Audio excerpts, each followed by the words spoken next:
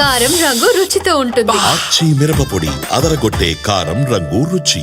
విజయోత్సవం కాస్త పెను విషాదమైపోయింది. ఆర్సీబీ గెలుపుతో సంబరాలు చేసుకున్న అభిమానులు విజయోత్సవంలోనూ పాలు పంచుకోవాలని చేసిన ప్రయత్నం విషాదాంతంగానే ముగిసింది.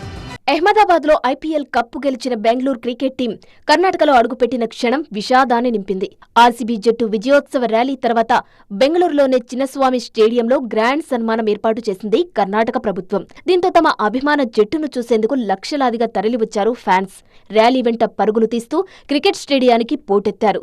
స్టేడియం సామర్థ్యానికి మించి ఫ్యాన్స్ వచ్చారు. వారిలో ఎక్కువ మంది గేట్ 2 నుంచి స్టేడియంలోకి వెళ్లేందుకు ఒక్కసారిగా దూసుకెళ్లారు. ఈ క్రమంలో ఊహించని విధంగా తొక్కిసలాట జరిగింది. ఈ తొక్కిసలాటలో 11 మంది చనిపోయారు. మరో 33 మందికి పైగా తీవ్రంగా గాయపడ్డారు. ఊహించని విధంగా అభిమానులు రావడంతో ఈ ఘటన చోటు చేసుకుంది. స్టేడియంలోకి దూసుకెళ్లేందుకు అభిమానులు పోటీ పడ్డారు. గోడలు ఎక్కి గేట్లు ఎక్కి స్టేడియంలోకి వెళ్లడానికి ప్రయత్నించడంతో ఒక్కసారిగా గందరగోళం నెలకొంది. పోలీసులు ఎంత చెప్పినా అక్కడి వారు వినిపించుకోలేదు. తొక్కిసలాట తర్వాత క్రికెట్ స్టేడియం గేట్లు మూసి లాఠీచార్జ్ చేసి అభిమానులను చెదరగొట్టారు పోలీసులు. స్టేడియం వైపు ఎవరూ రావొద్దని, స్టేడియం ఫుల్ అయిందని ప్రకటించారు. విజయోత్సవ సంబరాలు పెను విషాదానికి దారితీయడంతో స్టేడియం ముందు హృదయ విదారక దృశ్యాలు కనిపించాయి.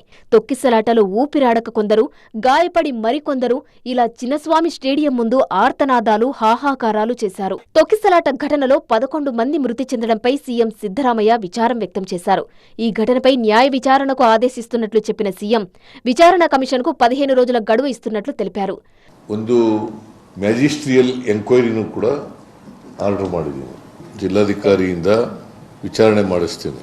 ವಿಚಾರಣೆ ಮಾಡಿಸಿ ಯಾರು ತಪ್ಪಿತಸ್ಥರಿದ್ದಾರೆ ಅವ್ರ ಮೇಲೆ ಕ್ರಮ ತಗೋತೀವಿ. See the outcome of the magisterial report I will give 15 days time.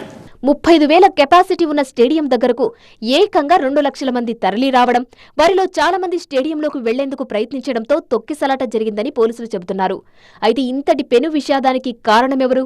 ఎవరి నిర్లక్ష్యం వల్ల 11 నిండు ప్రాణాలు బలయ్యాయి? ప్రభుత్వ విచారణలో ఈ అంశాలు వెలుగు చూస్తాయా లేదా అన్నది తేలాల్సి ఉంది.